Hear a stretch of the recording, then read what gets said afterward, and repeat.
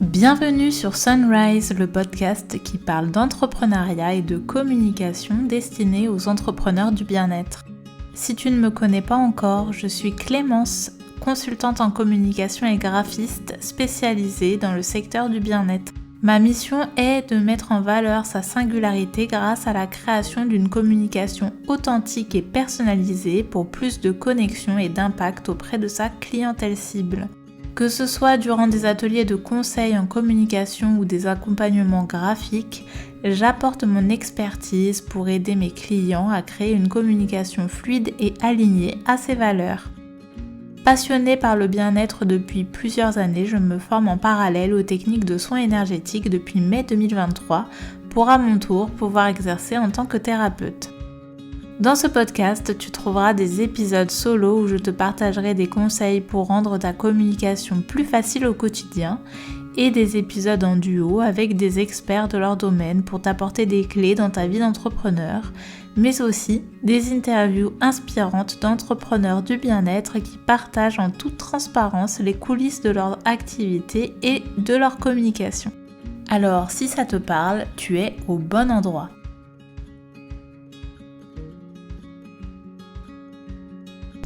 Pour ce premier épisode, j'accueille Lucie, conseillère bien-être en nutrition.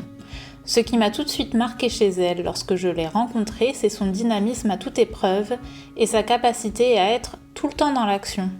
Elle a lancé il y a quelques mois le programme Détoxe-toi, un programme sur 2 semaines pour retrouver vitalité et bien-être par la nutrition.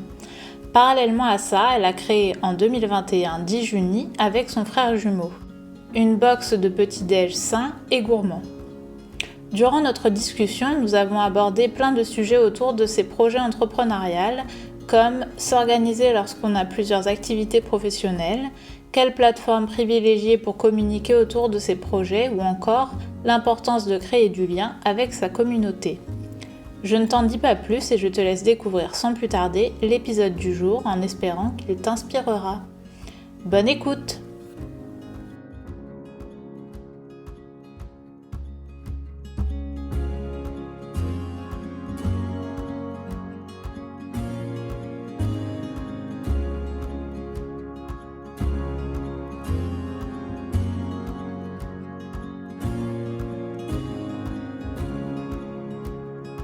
Salut Lucie! Salut Clémence! Je suis trop contente de te retrouver aujourd'hui pour ce premier épisode. Tu vas ouvrir le bal. Ouais, écoute, je suis très contente aussi, je suis honorée et j'espère que je serai à la hauteur. Il n'y a pas de doute là-dessus. Du coup, est-ce que tu pourrais te présenter en quelques mots, nous dire qui tu es, ce que tu fais comme métier, nous parler un peu de ton parcours pour les personnes qui ne te connaissent pas encore?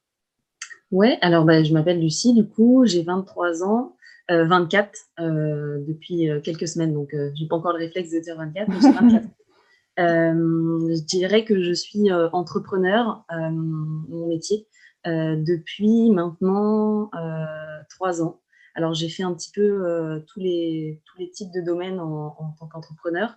J'ai d'abord été dans la cosmétique haut de gamme et puis après j'ai commencé à vouloir me réaligner l'été dernier parce qu'en fait depuis toute petite je suis passionnée d'alimentation, de nutrition et du coup j'ai voulu me réaligner avec mes valeurs profondes et c'est pour ça que j'ai commencé à me pencher un peu plus sur ce que je pouvais développer autour de l'alimentation et voilà, donc j'ai commencé à me lancer là-dedans et j'ai créé un programme autour de l'alimentation. Puis ensuite, j'ai fait quelques petites expériences par-ci, par-là à travers la France. Et après, j'ai ensuite créé une autre entreprise avec mon frère jumeau, voilà, dans les petits déjeuners, donc toujours autour de l'alimentation.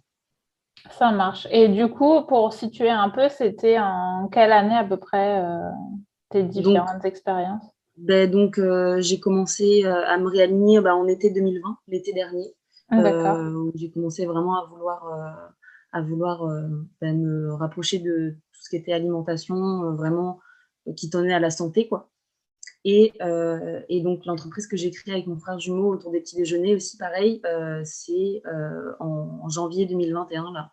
Donc, voilà, depuis janvier, en gros, elle est créée. Et après, le travail qui s'est suivi après pour la lancer, quoi.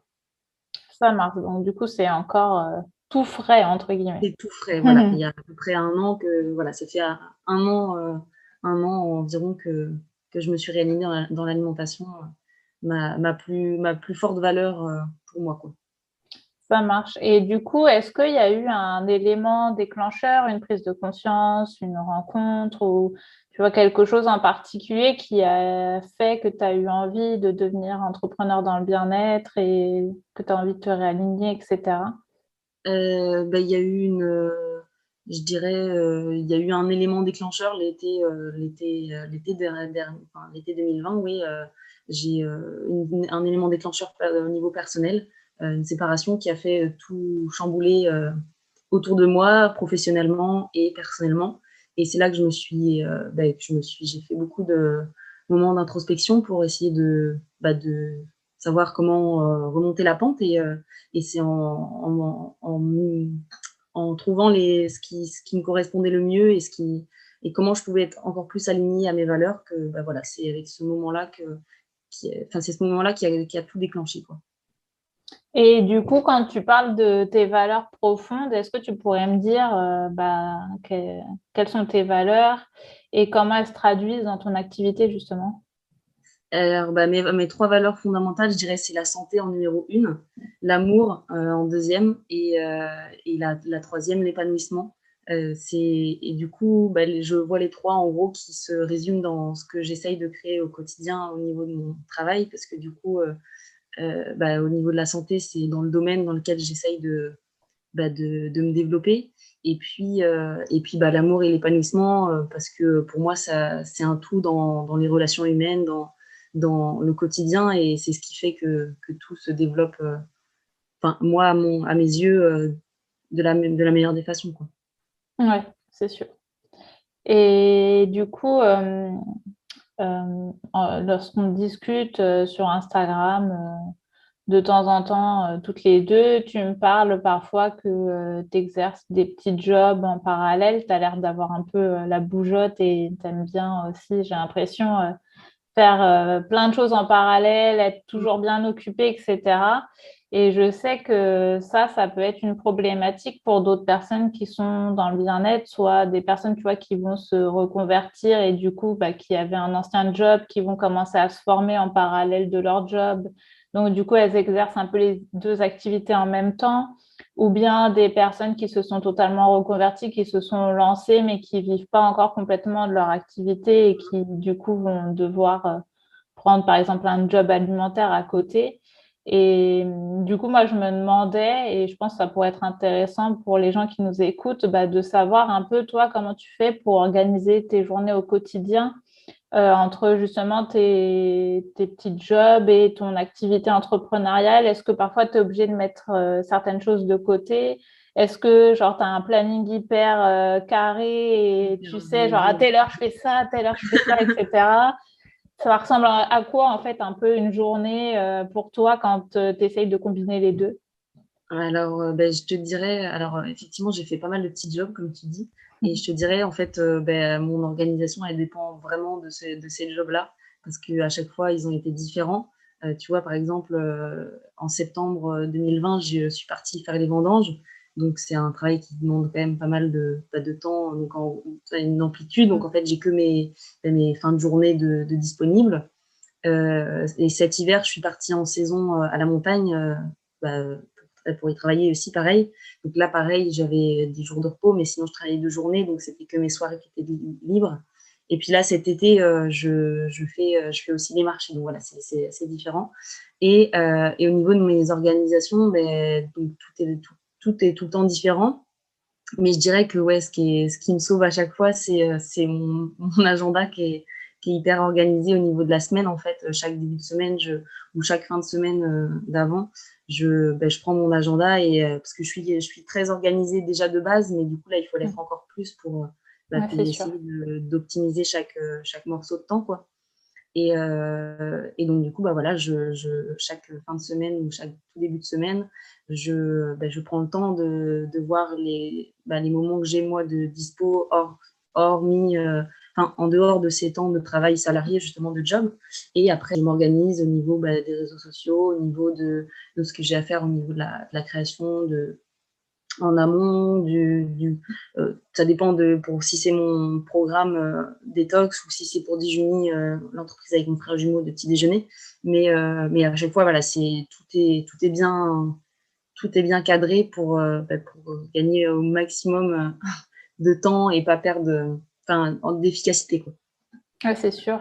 Et du coup, est-ce que tu te rends compte, enfin, est-ce que tu sais combien de temps tu passes à peu près sur la partie entrepreneuriale sur une semaine ou sur un Alors, mois?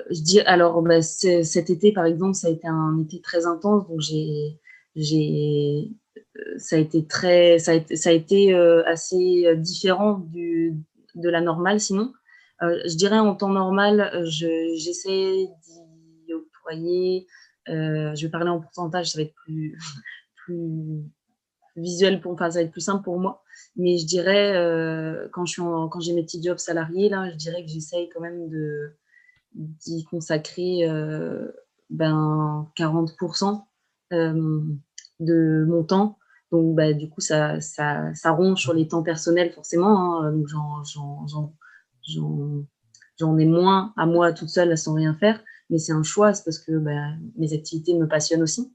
Et par contre, cet été, tu vois, là, ces 2 mois d'été ont été tellement intenses que je dirais que c'est plus autour des 10%, quoi. Là, j'ai tellement travaillé dans ces jobs à côté que du coup, voilà, le temps imparti, il était moins. Mais après, je sais que c'est juste temporaire pour l'été et que là, maintenant, à partir de septembre, ça va Tu vas commencer pouvoir à t'y reprendre. remettre à fond, quoi. Voilà, je vais commencer à prendre un rythme beaucoup plus normal. Et là, du coup, je suis contente parce que c'est la passion qui revient en avant et donc ça fait du bien. Ouais, c'est clair. Et du coup, maintenant, si tu veux bien, on va pouvoir passer encore un peu plus dans le vif du sujet. Et je vais te poser des questions par rapport à ta communication. Est-ce que tu pourrais me dire quels sont les canaux de communication que tu utilises pour communiquer autour de ton activité et pourquoi tu les as choisis? Alors, au niveau des canaux de communication, je suis sur Instagram et Facebook. Mais alors, Ouais. Facebook, c'est vraiment infime parce que, enfin voilà, je trouve que la cible de ce que moi je souhaite partager, c'est beaucoup plus les personnes sont beaucoup plus sur Instagram. Ouais. Après, c'est de mon analyse personnelle. Je trouve que au niveau du type de personnes qu'il y a sur Instagram, c'est plus le type de personnes que je recherche à toucher, quoi. Donc voilà, donc j'utilise principalement Instagram et après Facebook juste un petit peu, quoi. D'accord. Et après, enfin toi, est-ce que tu as un site internet? Est-ce que tu utilises d'autres Oui. choses? Ah oui, si, par contre, oui. Sinon, j'ai quand même oui, ça c'est au niveau des réseaux sociaux, mais sinon, Ouais. j'ai quand même un site internet pour mon programme détox et on a créé avec Mathieu, mon frère jumeau, pour Dijuni. On a créé un autre site internet aussi, donc oui, effectivement, il y a deux sites internet. On commence à se lancer pour Dijuni, on commence à se lancer sur TikTok et sur Pinterest pour essayer Ah, trop de bien. toucher d'autres types de personnes parce que c'est deux réseaux sociaux qui sont assez visuels aussi. Et, Ouais. euh, et voilà, c'est assez visuel tout ce qu'on essaye de partager donc, au niveau de l'alimentation. Donc, c'est pour ça qu'on privilégie plutôt ces réseaux sociaux-là. Et j'oubliais aussi, sur les sites internet, il y a aussi des articles de blog. Donc, on a aussi un blog qui est sur le site internet de nos deux sites internet. Donc voilà, qui permet aussi de partager et d'être présent là-dessus aussi. Ça marche. Et du coup, vous avez aussi une newsletter ou pas du tout pour l'instant, vous n'êtes Oui, pas. si, c'est vrai qu'il y a aussi une newsletter, effectivement. Je ne l'avais pas Il y compris en a en. des choses. Il y en a finalement, il y a pas que juste Instagram. Mais effectivement, il y a aussi des newsletters pour informer, pour partager chaque mois à différentes régularités. Ça dépend. Par exemple, tu vois, ces 2 mois d'été, il y en a eu beaucoup moins forcément. Ouais. Mais, Mais voilà, oui, il y a aussi la newsletter. Ok. Et du coup, vu que tu as, entre guillemets, deux activités entrepreneuriales, est-ce que c'est toi qui gères la communication sur les deux choses ou est-ce que du coup, pour la partie box déjeuner avec ton frère, est-ce que c'est lui qui gère plus la communication de ce côté-là? Comment ça se passe? Je dirais que c'est alors bah, donc mon compte pro autour de l'alimentation, détox, etc. Là, c'est entièrement moi. Et pour le compte de Digunibox, je dirais que c'est donc on est tous les deux dessus. Hein, quand on envoie des messages, ça peut être soit Mathieu, soit moi qui répond. Mais je dirais que j'y suis à 70% plus présent parce que c'est naturel en fait. Pour moi, j'ai pris une habitude de bah, c'est plus fluide pour moi alors que Mathieu y est beaucoup moins. Euh, et beaucoup moins sur les réseaux sociaux, donc forcément, c'est moins naturel. Donc, c'est ce qui explique. Mais sinon, on pourrait très bien faire du 50-50. C'est c'est simplement, en fait, il a moins le réflexe, tu vois, que moi. Et lui, du coup, D'accord. il est beaucoup plus, il compense un peu plus sur la partie blog, tu vois, par exemple, du site D'accord. internet. Oui, du coup, c'est quand même plutôt bien réparti, on va dire. Oui, oui, oui. Ouais. Ça marche. Et du coup, bah, est-ce que tu as une stratégie? Est-ce que c'est au feeling, ta communication? Comment tu gères ça? Est-ce que tu fais un peu au compte-gouttes? Est-ce que ça Au aussi, niveau tu es de, super bien organisé? au niveau de mes publications Instagram, c'est ça? Ouais, notamment, mais ça peut être aussi même tes newsletters, etc. Oui, Enfin, toutes tes différentes façons de communiquer. Est-ce que c'est plus d'un coup, ah, j'ai une idée et puis du coup, je oui, vais je vois. poster ou est-ce que tu te dis, par exemple, tous les lundis, je vais Mm. réfléchir à mes publications et du coup, je sais sur une semaine ou sur 2 semaines ce que je vais poster. Tu vois, comment toi tu fais? Ok. Je vais là encore dissocier mon compte détox et Ouais. Le compte Dijumi. Parce que alors avec mon compte détox, je dirais que les posts Instagram, c'était plus selon le feeling en fait. J'avais envie de parler d'un sujet ou le matin même, par exemple, j'avais une idée qui me venait en tête que je voulais partager. Je le faisais soit dans la journée, soit le lendemain. Je l'écrivais et puis après je le partageais, voilà. Au niveau des stories, pareil. Et par contre, au niveau de la newsletter Détox, là, c'était beaucoup plus. C'est 2 fois par mois, donc il n'y a pas de jour réel mais, de données, mais c'est 2 fois par mois. Je me donnais voilà, un nombre de newsletters par mois.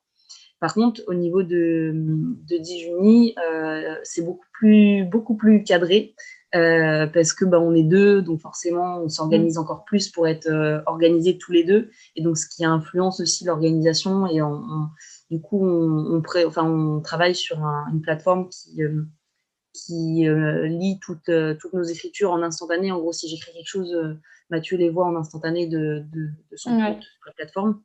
Et donc là-dessus, en fait, on anticipe pas mal de posts de la semaine pour voir sur tel et tel sujet on va parler. Et puis on les rédige souvent un peu en avance quand même, parce que forcément, il y en avait un peu plus là ces derniers temps, vu qu'on souhaitait bien développer au niveau d'Instagram. Et au niveau par contre, l'inverse, c'est au niveau des newsletters, c'était et au feeling et à l'organisation. Disons qu'on avait certains qui étaient en début de mois et en fin de mois qui étaient assez organisés, je dirais, ils étaient Mm. ponctuels, c'était telle date, parce que il fallait envoyer certaines choses. Par contre, courant du mois, par exemple, si on avait une idée d'un mail à envoyer parce qu'on avait oublié de faire passer cette information-là, par exemple, et on l'envoyait comme ça au feeling, quoi. D'accord. Et mais du coup, moi j'ai remarqué quand même que même si c'est plutôt au feeling sur ton compte Instagram, même si tu me disais là dernièrement que cet été tu avais eu du mal à poster, etc. Après le reste du temps, tu étais quand même plutôt hyper présente. Donc Oui, sinon, c'est quand même, c'est un petit réflexe quand même pour moi au niveau des stories déjà. Puis après, au niveau des posts, c'est sûr qu'il y a quand même si c'est au feeling, il y a quand même une réflexion derrière parce que je suis toujours une continuité, même au niveau des visuels pour garder une belle cohérence visuelle aussi, parce que mm, Instagram, c'est très visuel quand même. Donc là, il y a quand même un côté organisé. C'est pas, je te poque une photo là et puis je te parle de ci et puis le lendemain ou le surlendemain, c'est tout l'inverse. C'est tout un autre sujet Et voilà, donc il y a quand même une Ouais. continuité, une Oui, il y a quand organisation. même un fil conducteur, Fil on va dire, quoi. conducteur, tout à fait. Mm.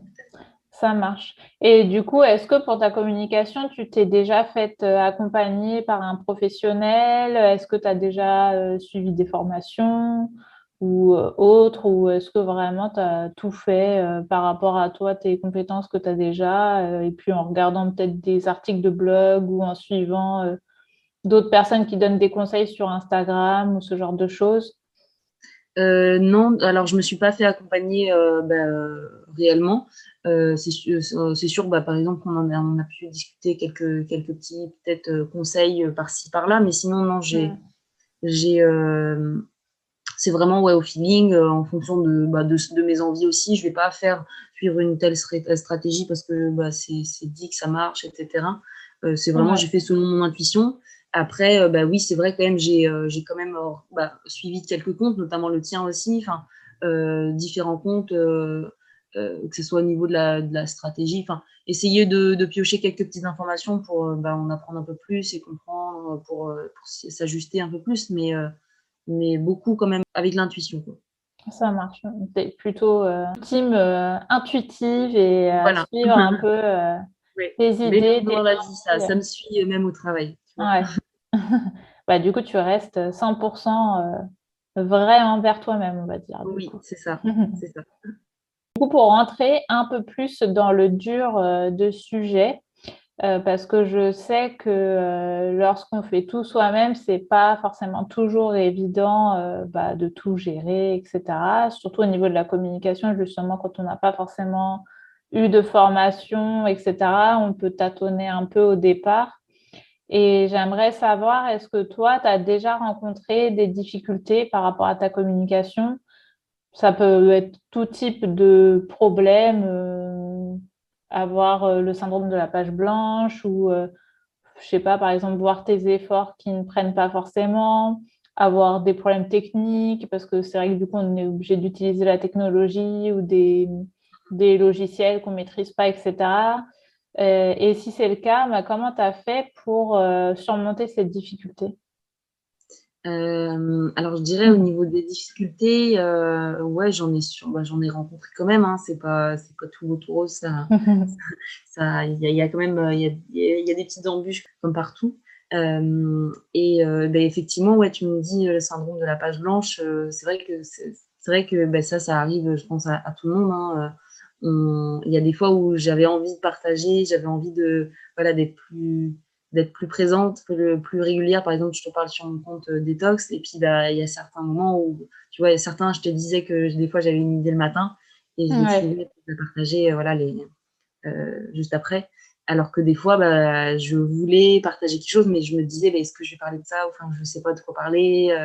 Je, ouais, je savais pas. Des fois, j'avais pas l'inspiration, quoi. ouais, Et dans ces cas-là, ben, je voulais pas me forcer non plus et casser cette authenticité. Par exemple, quand je parle d'un sujet, j'aime bien quand ça me parle vraiment et que je le.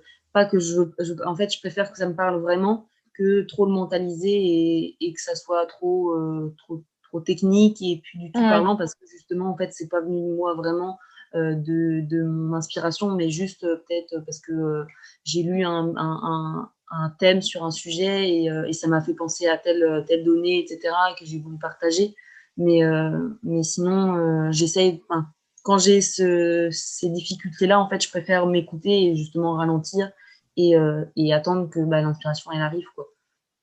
Ouais, tu vas pas être du genre à rester bloqué derrière Non, ton ordinateur pendant 4 heures en te disant il faut que je trouve des idées, il faut que je trouve des idées parce que là, j'ai pas posté depuis une semaine. voilà, c'est ça. Je préfère à la limite, voilà, changer de choses à faire, passer sur autre chose. Et puis bah, si l'inspiration arrive plus tard, elle arrive plus tard. Et puis sinon, eh ben, on va attendre encore demain, voire après-demain. Enfin, on verra, quoi. Oui, c'est sûr, il n'y a pas forcément mort d'homme si une Voilà, ou deux fois tu loupes le coche, entre guillemets. voilà, je fonctionne comme ça. Je sais il y a certaines personnes sur Instagram qui disent que voilà, il faut être régulier, poster régulièrement, etc. Mais, euh, mais c'est vrai que ouais, je préfère m'écouter et s'il n'y a pas, bah, il n'y a pas et puis ça viendra demain, quoi. Donc c'est ça, c'est sûr. plus avec le compte détox. Mais vu qu'avec le compte Dijuni, on prépare pas mal en avance, et ben du coup, j'ai ça, mais je l'ai juste devant mon ordinateur, devant mes notes. Mais du coup, ça se voit pas sur le compte, puisque du coup, vu que c'est en avance, si j'ai pas d'inspiration le jour-là, et ben je vais attendre. Mais vu que j'ai de l'avance, et ben peut-être le lendemain, je vais avoir de l'inspiration. Mais c'est pour écrire quelque chose qui va être publié 3-4 jours plus tard. Donc, tu vois, donc du coup, sur face visible de Instagram, on le voit pas parce que c'est régulier. Mais moi, en amont, si j'ai pas l'inspiration, je vais pas me forcer à me dire, il faut que j'écrive ça, ça, ça. Ah oui, tu as totalement raison, parce que c'est vrai que moi aussi, je peux faire partie des personnes qui vont dire, il faut être régulier sur Instagram, il faut poster de façon assez quotidienne, entre guillemets, faire des stories, faire des posts, etc. Mais après, je pars du principe aussi qu'il faut jamais non plus se forcer et faire des choses quand voilà, ça peut arriver qu'on n'ait pas l'envie, qu'on n'ait pas la motivation, qu'on n'ait pas l'inspiration.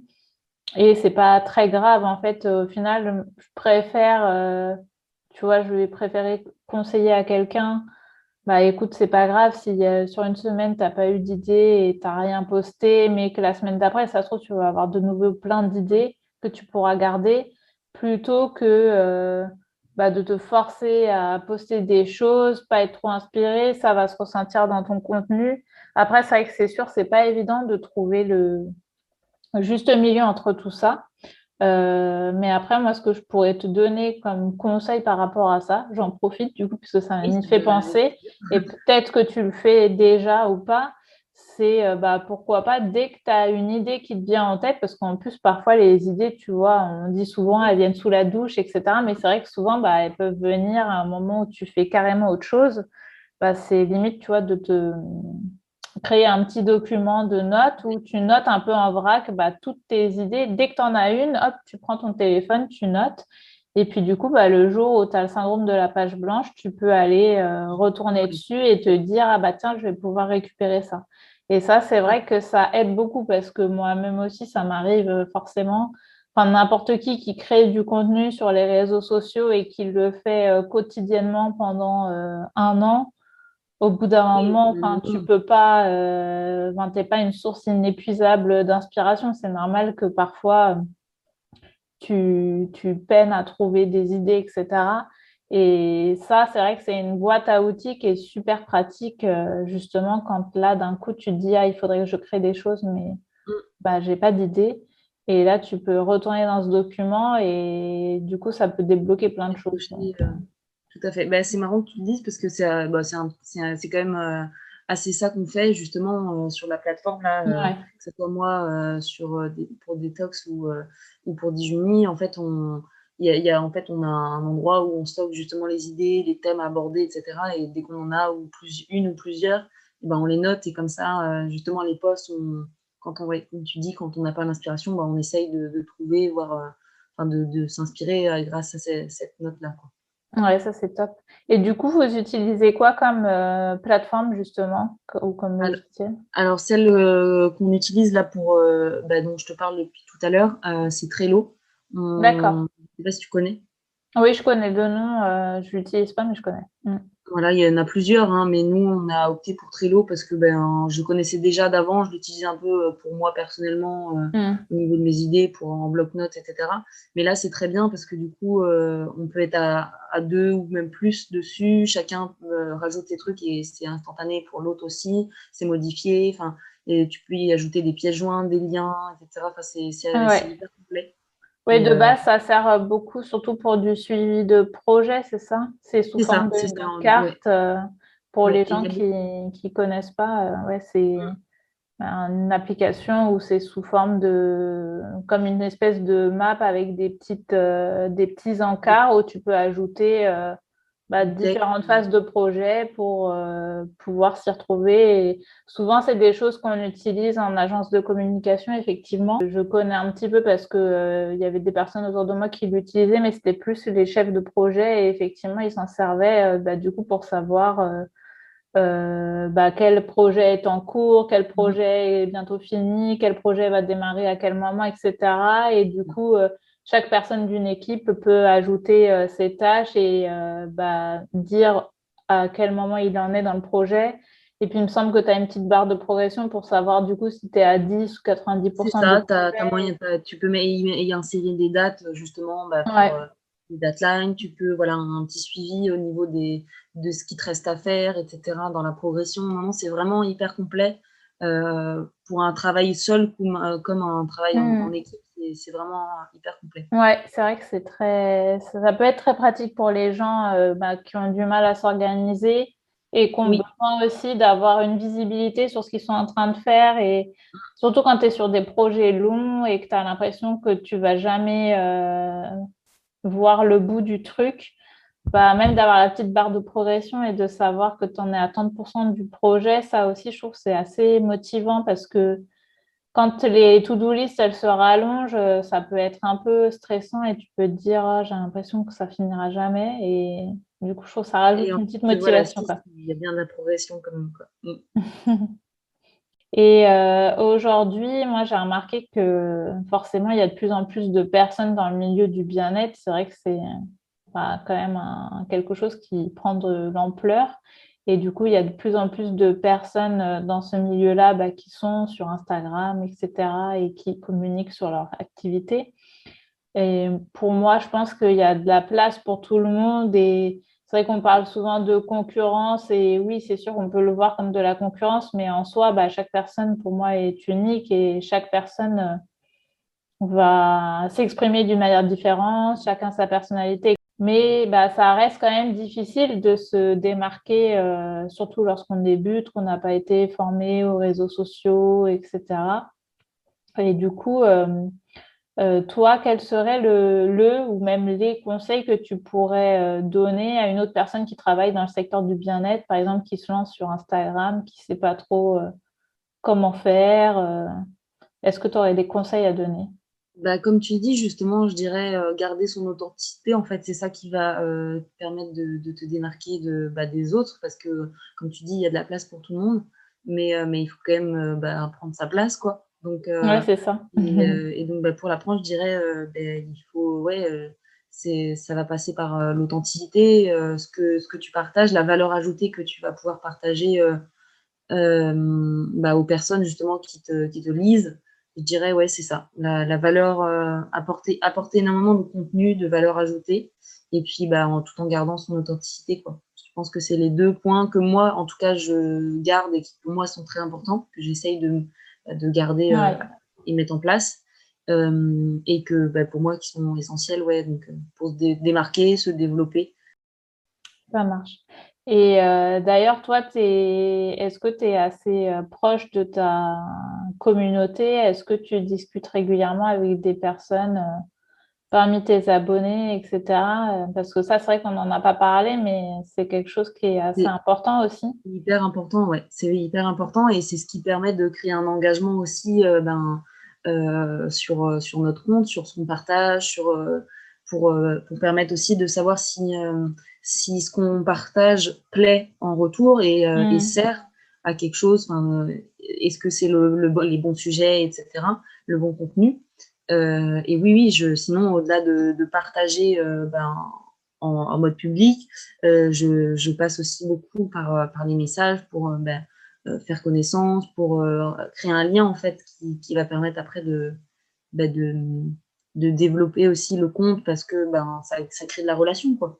Oui, Même si oui, c'est c'est que sûr. même si Mm. c'est que du virtuel, je dirais c'est pas que du virtuel quand même, il y a quand même un peu d'humain qui est possible derrière, même si ça passe par un écran. En tout cas, j'essaye même si c'est un réseau social euh, numérique, j'essaye de remettre le côté humain quand même en avant, quoi.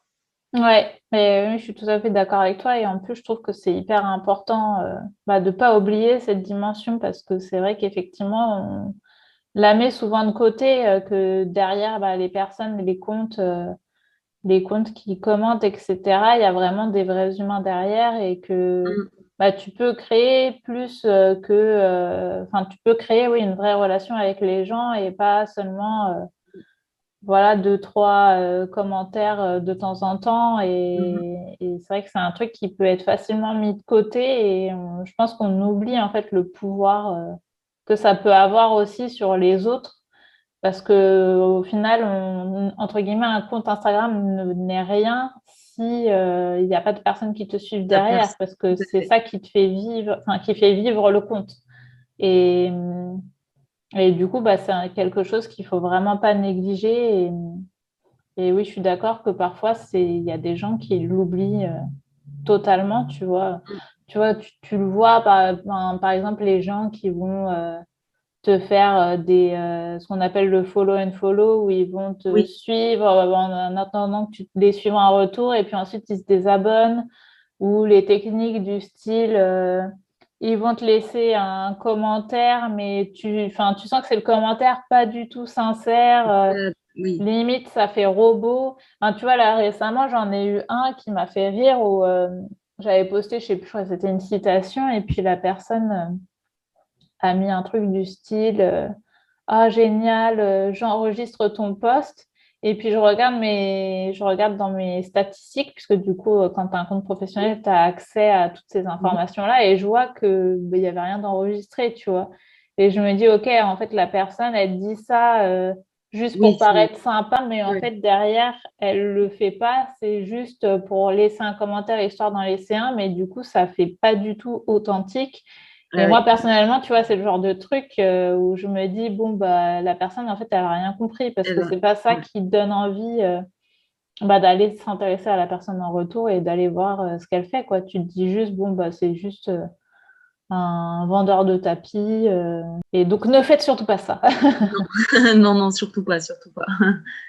Mais tu vois, petite parenthèse, comme tu dis, on peut créer des vraies relations, même si c'est un réseau social, parce que moi, bah, grâce à Instagram, j'ai quand même rencontré 3 amis maintenant qui sont devenus des amis, donc que maintenant je vois en vrai, mais que Ouais, j'ai ça, c'est rencontré trop via bien. Instagram et que ben, tu te dis, il y a vraiment, enfin, ça peut être bien plus, quoi. Ah bah oui, totalement. Mais ça, c'est encore plus... Enfin, pour moi, limite, c'est magique au final quand ça Mm, dépasse les frontières tout du à fait, numérique, justement. C'est trop bien. tout à fait. On va arriver à la fin de cette discussion. Mais avant de finir, il me reste quand même deux petites questions pour toi. Mhm. Si on souhaite te retrouver, comment est-ce qu'on peut te contacter et où est-ce qu'on peut te suivre Bah, je dirais du coup bah, plus facilement sur Instagram, c'est mieux. Donc bah, il y a deux comptes. Il y a mon compte bah, Detox donc c'est sous mon nom Lucie tiré du bas Hachette. Et sinon le compte Dijunique, donc l'entreprise que j'ai créée avec mon frère jumeau. Mhm. Dijunique qui veut dire petit déjeuner en breton. Hmm. Et, euh, et donc, bah, c'est Dijuni, DIJUNI-box. Et voilà. Et on le trouve sur Instagram, pareil, sous ce compte-là. Ça marche. Donc, du coup, Lucie achète, c'est Hachete, Oui, voilà, c'est c'est ça. ça? Sur les deux comptes-là, il y a un lien dans la bio vers notre site internet ou pour s'inscrire à la newsletter. Voilà, pour différentes choses enfin, pour être redirigé après sur les différents sites internet, quoi. Ça marche. Bah, de toute manière, je mettrai tout aussi en barre d'infos. Et pour finir, est-ce que tu as une idée de personnes qui travaillent également dans le secteur du bien-être, que tu connais ou pas, ou que tu aimes suivre sur les réseaux sociaux et que tu aimerais bien écouter à ton tour ici? Alors j'en connais plusieurs. Après, est-ce que j'aimerais les écouter? Oui, mais est-ce qu'elles aimeront parler? Ça, je ne sais pas. En Ah, tout tu peux cas, toujours citer et puis on verra. et puis on verra, ouais. Bah, écoute, je dirais, je pense à deux personnes avec qui je suis très proche sur Instagram, enfin, que j'ai rencontré via Instagram. Il y en a peut-être un que tu connais déjà, c'est Tom Prouvost, le photographe Oui, bien sûr. Ouais. spécial qui photographie aussi beaucoup bah, de séances de yoga, etc. J'aime beaucoup son univers. Hmm. Et sinon, il y a Rose Blooming Mind, qui a une boutique holistique de bougies qu'elle fait elle-même et de bijoux. Et que j'adore son compte, tout ce qu'elle partage. Donc voilà, c'est deux personnes que j'aimerais potentiellement écouter elles acceptent de participer, quoi.